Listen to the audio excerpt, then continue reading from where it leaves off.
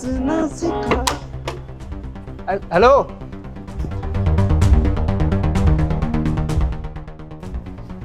ये क्या था? मैं अपना म्यूजिक बजा रहा था, आपने मेरे ऊपर बोतल क्यों फेंकी? सीरियसली? तू म्यूजिक बजा रहा था, लेकिन मुझे तो ऐसा लगा कि तू रोड के किनारे भीख मांग रहा है। Am I right Sumit? Yes you are right Sakshi, ये सिर्फ एक भिखारी है, उससे ज्यादा कुछ नहीं। मैं भीख नहीं मांग रहा हूँ, मेहनत से कमा रहा हूँ। गुस्सा इसलिए कर रहा है क्योंकि मैंने बोतल फेंकी है। अगर बोतल की जगह पे मैंने 500 का नोट फेंका होता ना, तो लपक के उठा लेता और थैंक यू भी बोलता। सही बोला ना मैंने? बोल। कहने और सुनने में अच्छा लग रहा है, लेकिन सच ये है कि तू भीख ही मांग रहा है। बस तूने इसको म्यूजिक का नाम दे दिया है। घमंड क्यों दिखा रहे हो पैसे का? अगर पैसे नहीं दे सकते तो मजाक तो मत बनाइए। पैसे है तो घमंड तो दिखाऊंगी ना। एक ये ले 500 रुपए, रख ले, खुश हूँ इसलिए दे रही। अबे रख ले, बहुत अमीर घर की लड़की है ये, आज थोड़ी खुश है तेरे ऐसे लोगों को देखकर भी, इसलिए रख ले। सुमित, तू ना काफी समझदार है। तेरे को मेरे बारे में सब कुछ पता है कि मेरा मूड कब अचानक से चेंज हो जाए, ये तो मुझे भी समझ में नहीं आता। मैं भीख नहीं मांग रहा हूँ, लोग यहाँ पे अपनी खुशी से मुझे पैसे देते हैं। मेरा गाना उनको अच्छा लगता है इसलिए वो पैसे देते हैं, और आप यहाँ मेरी कोई मदद नहीं कर रही हैं, मुझे पैसे नहीं दे रही हैं, मुझे नीचा दिखा रही हैं। अबे ओए, अपनी ना औकात में बोल। इतना ज्यादा बोलना ना सेहत के लिए बहुत खराब हो सकता है। वैसे भी तेरी सेहत ऑलरेडी खराब है, और अगर मेरा थोड़ा सा दिमाग खराब हुआ ना, तो मैं तेरी सेहत ना पूरी की पूरी खराब कर दूंगी, समझ गया? ज्यादा उड़ने की जरूरत नहीं है, कहीं पता लगे तेरी इस म्यूजिक के साथ तेरा बैंड भी बजा दूं मैं, समझा? अभी प्यार से समझा रहे, कई तेरा बैंड बजा दे रहे हैं म्यूजिक के साथ। क्या बात है भाई साहब, मैं बहुत देर से देख रहा हूँ, एक बहस चल रही है आप लोगों के बीच में। कोई परेशानी की बात है क्या? कुछ नहीं, एक भिखारी अपनी औकात से ज़्यादा उड़ रहा है और हम इसको इसकी औकात दिखा रहे हैं, और इसे पता होना चाहिए इसे दायरे में कैसे रहना चाहिए, और अगर ये अपने दायरे में ना रहा ना तो इसे बहुत बड़ी दिक्कत हो जाएगी। अब ये दिन भर मेहनत करके गला फाड़ फाड़ के कुछ पैसे कमाएगा, और जब इसकी पिटाई होगी ना बहुत अच्छी तरीके से, फिर ये वही पैसे जाके दवाई पट्टी पे लगाएगा। क्या फायदा बताओ तुम? पैसे का घमंड आप लोगों का सर चढ़ के बोल रहा है, लेकिन मेरी एक बात ध्यान रखिएगा, कई बार क्या होता है ना, हमारा पैसा भी हमारे काम नहीं आता है, और ऐसा आपके साथ भी हो सकता है। अब ज़रूरी तो नहीं कि हर दिन आपका अच्छा हो, हर दिन आपको सीधे साधे लोग टकराए। कहीं कोई सरफिरा टकरा गया तो आपके लिए ज़िंदगी भर की मुसीबत बन जाएगी, इसलिए समझिए और चुपचाप यहाँ से निकल जाइए, इसी में आप लोगों की भलाई है। देख, मेरा ना मूड बहुत अच्छा है क्योंकि मैं पार्टी से आ रही हूँ, और मैं 1% भी नहीं चाहती हूँ कि मेरा मूड तुझ जैसे और इस जैसे फटीचर के चक्कर में स्पॉइल हो।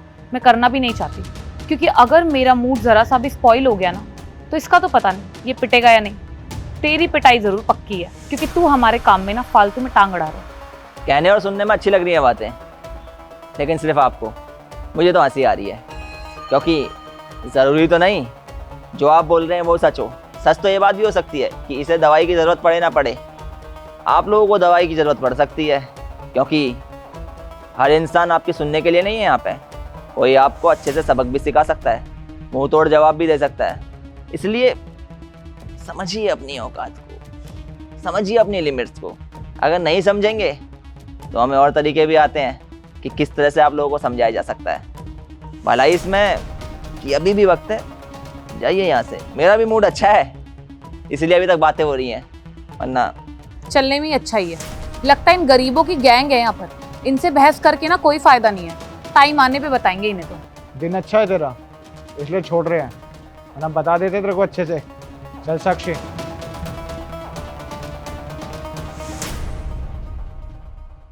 क्या बात है भाई साहब, कौन थे ये लोग, क्यों परेशान कर रहे हैं आपको?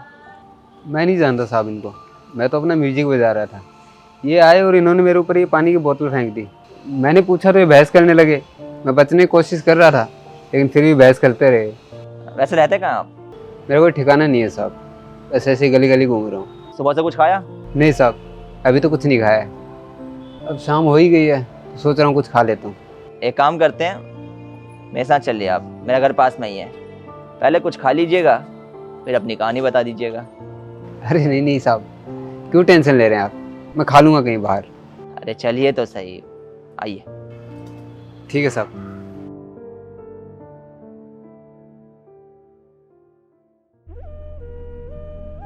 थैंक यू भैया, मुझे इतना आदर सम्मान देने के लिए। कैसी बातें कर रहे हैं भैया आप। इज्जत पे तो सबका अधिकार है। हमें कोशिश करनी चाहिए कि हम सबकी इज्जत करें, सबका सम्मान करें। वैसे भैया आपका कोई घर नहीं है, आपने बताया मुझे। आप हारमोनियम बजा रहे थे वहाँ पे। मेरे को कुछ कहानी समझ में नहीं आई। अब बताएं कि आप इधर उधर क्यों रहते हैं और हारमोनियम ही क्यों बजाते हैं? दरअसल भैया मैं गांव से शहर निकला था पैसे कमाने के लिए, पर यहाँ आके मेरा बैग भी चोरी हो गया और मेरे पैसे भी। बहुत से लोगों से मदद मांगी लेकिन किसी ने मदद नहीं की। थक हार के एक जगह नज़र पड़ी तो देखा कि किसी ने अपना हारमोनियम फेंक रखा था। थोड़ा ख़राब था लेकिन हमें रिपेयरिंग आती थी तो हमने इसे ठीक कर लिया। फिर हारमोनियम बजाकर पैसे इकट्ठे करने लगा। वैसे भैया एक बात बताएं आप कि आपने हारमोनियम बजा के ही पैसा कमाने की क्यों सोची? तो भैया भीख मांगने से अच्छा है ना कि मैं अपने हुनर से कमा लूँ। वैसे भी मैंने सीखा है हारमोनियम। अब अगर हुनर से कमाऊँगा तो स्वाभिमान भी जिंदा रहेगा और अपनी नज़रों में इज्जत भी बनी रहेगी। बहुत अच्छा लगा ये सुनकर कि आप मेहनत पे विश्वास करते हैं। एक बात तो है भैया, जो इंसान मेहनती होता है वो अपनी जिंदगी में सफल तो जरूर होता है। हो सकता है कई बार किन्हीं कारणोंवश सफलता थोड़ी लेट मिले, परंतु मेहनती इंसान को सफलता अवश्य मिलती है। वैसे उद्देश्य क्या है आपका? पैसे कमाकर आगे क्या करने की सोची है? हारमोनियम ही बजाना है या कुछ और? सबसे पहले तो यही सोचा है कि टिकट के पैसे इकट्ठे करके गांव जाऊं, माँ से मिलूं। बहुत याद आ रही है माँ की। उसके बाद आएंगे शहर, करेंगे नई शुरुआत, ढूंढेंगे कोई नई जॉब। ठीक है, तो आप एक काम कीजिए, आप जाइए माँ से मिल के आइए। कैसे चला जाऊं? पैसे नहीं है उतने जिससे वापस चला जाऊं। पैसे नहीं है किसने कहा? पैसे हैं आपके पास, मैं दूंगा आपको पैसे घर जाने के लिए। अरे भाई आपको अपनी माँ से मिलना है, मिल के आइए उनसे, और जब शहर आएंगे तो जॉब आपका इंतज़ार करेगी। अपनी कंपनी में दूंगा मैं तुम्हें जॉब। क्या सच भैया? अरे हाँ हाँ सच में, क्योंकि मेहनती तो तुम हो और खुददार भी हो, ये चीज़ तो मैं समझ ही चुका हूँ। और ऐसे इंसान की हर कंपनी को ज़रूरत होती है। ठीक है भैया, बहुत बहुत धन्यवाद आपका। आप यहाँ बैठिए, मैं अभी आता हूँ चेंज करके। यार आज तो ना मजा ही आ गया उस भिखारी को मजा चखा के, है ना? हाँ सही कह रही है यार तू। यार कौन आया देखियो, पता नहीं कौन है। जरा देख।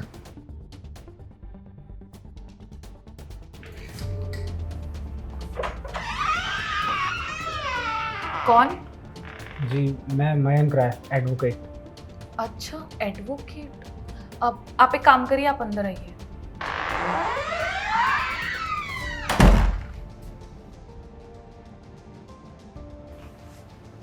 हाँ जी बोलिए, आप यहाँ पर कैसे आना हुआ? आप मिस साक्षी शर्मा हैं, दीपक शर्मा की बेटी? हाँ मैं ही उनकी बेटी साक्षी शर्मा हूँ। आपके पिताजी कहाँ हैं? बहुत दिनों से मुलाकात नहीं हो पा रही है उनसे। हाँ वो एक्चुअली अभी इम्पॉर्टेंट मीटिंग के लिए फॉरेन कंट्री गए हुए हैं। आपको तो पता ही होगा कि उनका बिजनेस कितना ज़्यादा फैला हुआ है, तो वो यहाँ पर कम ही रहते हैं, आउट ऑफ कंट्री रहते हैं ज़्यादातर। तो आप अपने पिताजी को इन्फॉर्म कर दीजिएगा कि उन्होंने जो बिज़नेस फैला रखा है उसे समेटने की तैयारी करें, क्योंकि आप लोगों के खिलाफ हमें सबूत मिल चुके हैं। आपकी हिम्मत कैसे हुई? आप ऐसे बिना सबूत के मेरे पिताजी पे इतना बड़ा इल्ज़ाम कैसे लगा सकते हैं? इल्ज़ाम मैं नहीं लगा रहा, इल्ज़ाम लगा रहे हैं ये सबूत। ये चीख चीख कर कह रहे हैं कि आपके पिताजी गुनहगार हैं। तो अब क्या होगा? होना क्या है, ये घर और इनके पिताजी के नाम पे जितनी भी प्रॉपर्टीज़ है सब कुछ सीज हो जाएगा। आपके पिताजी ने धोखाधड़ी की है, फॉल्स बिल बनाकर टैक्स की चोरी करते हैं आपके पिताजी। और यही नहीं, हमारे यहाँ के बैंकों को गारंटर बनाकर फॉरेन के बैंकों से लोन लिया उन्होंने, वो भी सारे डॉक्यूमेंट्स फॉल्स दिखाकर। अरे ऐसे कैसे हो सकता है? अंकल जी तो बहुत ईमानदार है, वो ये सब थोड़ी ना करेंगे। सही कह रहे हैं आप। आपके अंकल जी काफ़ी ईमानदार हैं। ईमानदार होते हुए इतना बड़ा कांड किया है। अगर बेईमान होते तो पूरा देश ही बेच देते। बस बहुत हो गया आपका। मैं ना अब अपने पापा के खिलाफ एक वर्ड नहीं सुनूंगी। और मेरे पापा ना बेकसूर है, उन पे किसी भी तरीके के ये इल्जाम लगाने की ना कोई जरूरत नहीं है। अंडरस्टैंड ना? एक्सक्यूज़ मी मैडम, आप अपनी हद में रहिए। और ये जो बहस मुझसे आप कर रही हैं ना, आपके लिए अच्छा यही होगा कि आप ये बहस जज के सामने करिएगा। मात्र 15 दिन है आप लोगों के पास।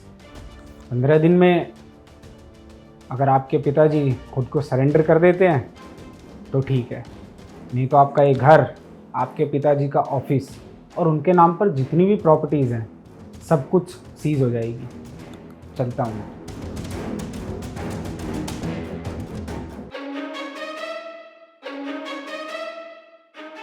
अरे साक्षी, तू यहाँ कैसे? यार मुझे ना तुझसे एक हेल्प चाहिए। यार कैसी बात है कर रही है? ये बात कहने वाली है क्या? तू मेरी सच्ची यार है यार। यार तुझे तो पता है ना कि मेरा घर सीज हो चुका है, हमारा बिजनेस भी ख़त्म हो गया है। अब कुछ नहीं बचा हमारे पास। एक घर था वो भी छीन लिया। अब मैं बेघर हो चुकी हूँ। इवन पापा का भी कुछ अता पता नहीं है। समझ नहीं आ रहा कहाँ जाऊँ, क्या करूँ। देख मेरे पास ना एक तू आखिरी उम्मीद है मेरी, और मुझे लगता है कि तू मेरी मदद ज़रूर करेगा। प्लीज़ तू कुछ दिन मुझे अपने घर में रख ले, तेरा बहुत बड़ा एहसान होगा। मेरे पास रहने के लिए अभी कोई जगह नहीं है सुमित। अबे तू पागल है क्या? यार मैं तेरी प्रॉब्लम समझता हूँ, लेकिन इसका मतलब ये नहीं कि मैं तेरे को अपने घर में रख लूँगा। यार मेरी भी फैमिली है, वो 10 सवाल पूछेंगे मेरे से। देख साक्षी, इस मामले में मैं तेरी कोई मदद नहीं कर सकता। सुमित बट तूने तो कहा था ना मुझसे कि तू मेरा बहुत अच्छा दोस्त है, फिर ये सब क्या कर रहा है तू मेरे साथ? दोस्ती घर के बाहर जितनी अच्छी हो ना उतना ही ठीक रहता है। मैं तुझे घर में नहीं रख सकता। अरे आस पड़ोस वाले लोग क्या बोलेंगे यार? मेरी रैपो का क्या होगा? मतलब तू हमारी इतने सालों की दोस्ती भूल गया? तू ये चीज़ भूल गया कि मैंने आज तक तेरे लिए क्या कुछ नहीं करा? मेरे पास से पैसे और प्रॉपर्टी क्या चली गई? तूने तो मुझे ही बेगाना कर दिया। दोस्ती कैसी बातें कर रही है साक्षी? शायद तू अपने शब्दों को भूल गई है। तूने ही बोला था ना कि दोस्ती अपने स्टैंडर्ड वालों के साथ करनी चाहिए, और तेरा स्टैंडर्ड इस वक्त बहुत नीचे जा चुका है और मैं तेरे से बहुत ऊपर हूँ। तो ये जो दोस्ती थी ना, ये पहले थी, अब कोई दोस्ती नहीं है। इसलिए अब तू एक काम कर, चुपचाप यहाँ से चली जा, वरना गार्ड तेरे को धक्के मार के निकालेगा। और समझी? और सुन, आज के बाद ना फोन करियो ना मैसेज करियो। जा अब।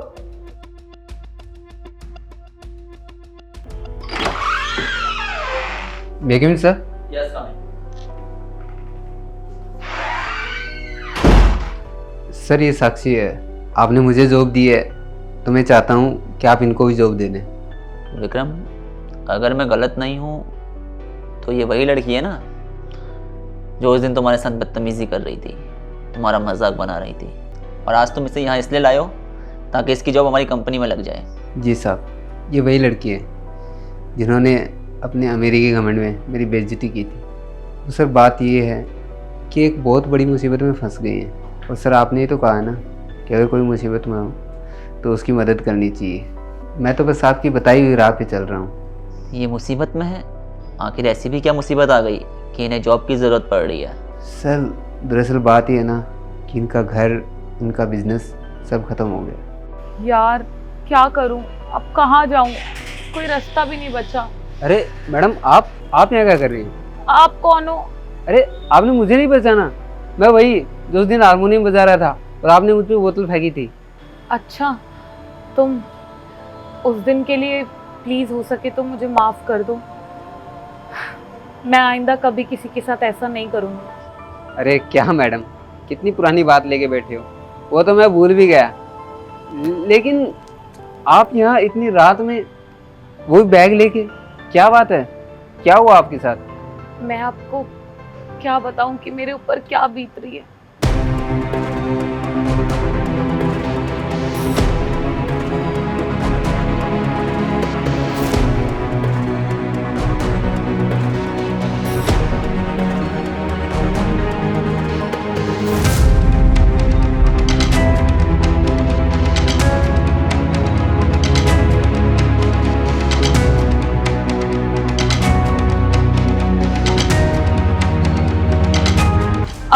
समझ में नहीं आ रहा कि मैं क्या करूं।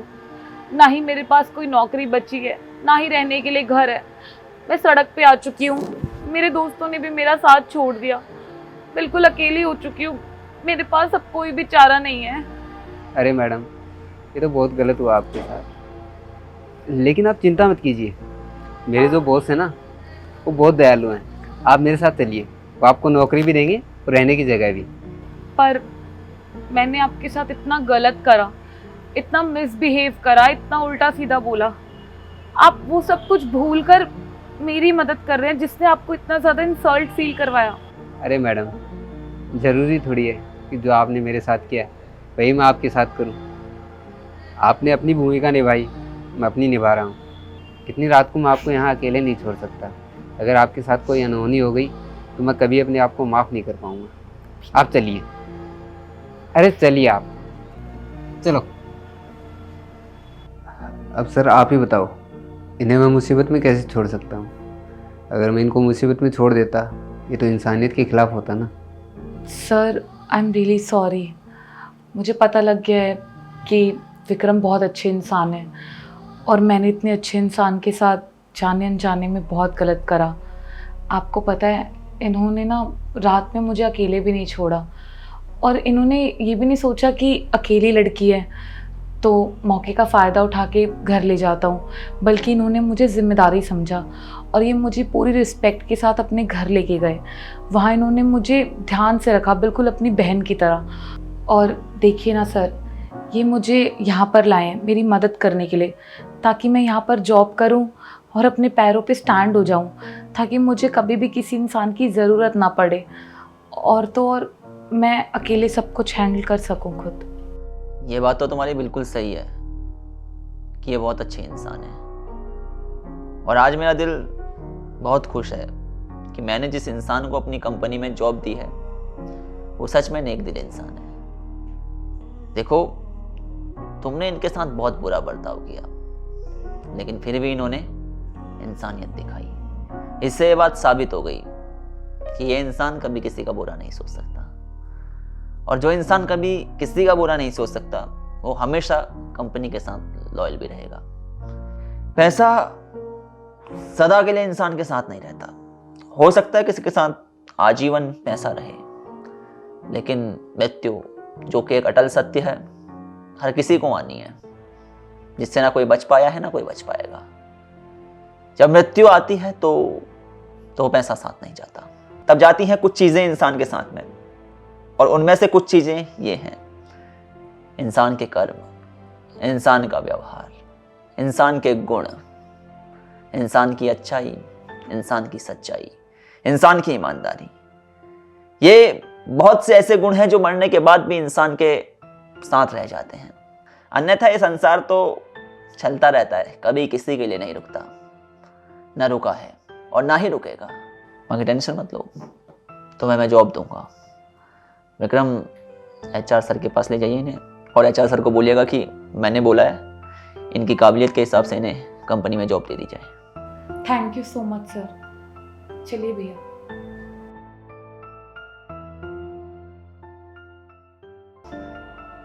तो यार, सबसे पहले तो आप लोग ये बताएं कि आप लोगों के हिसाब से कर्म क्या है। कर्म अच्छे हो सकते हैं और हो सकते हैं बुरे। फर्क बस इतना रह जाता है कि अच्छे कर्मों से वाहवाही होती है, इंसान पूजनीय बनता है। अच्छे कर्मों से इंसान का जो स्तर है, मानवीय स्तर, वो बढ़ता चला जाता है, और दूसरी जगह बुरे कर्मों से इंसान की निंदा होती है, इंसान से लोग बात करना तक पसंद नहीं करते हैं। इसलिए कर्मों को अच्छा करें। अगर आज कर्म अच्छे कर रहे हैं तो आपको आपके अच्छे कर्मों का फल एक ना एक दिन जरूर मिलेगा। आजीवन कर्म चक्र चलता रहता है, और जो अच्छे कर्म करता है उसे एक ना एक दिन जीवन में सफलता तो मिलती ही है, साथ ही साथ वो संतुष्टि मिलती है, वो सुकून मिलता है जिसकी असल मायने में हर इंसान को जरूरत होती है, या फिर जिस चीज के लिए हर इंसान इस धरती पर भटकता रहता है। वीडियो पसंद आई हो, वीडियो का मैसेज पसंद आया हो तो हमें सपोर्ट करें। मिलते हैं आप सभी लोगों से जल्द एक नई वीडियो में एक नई स्टोरी के साथ।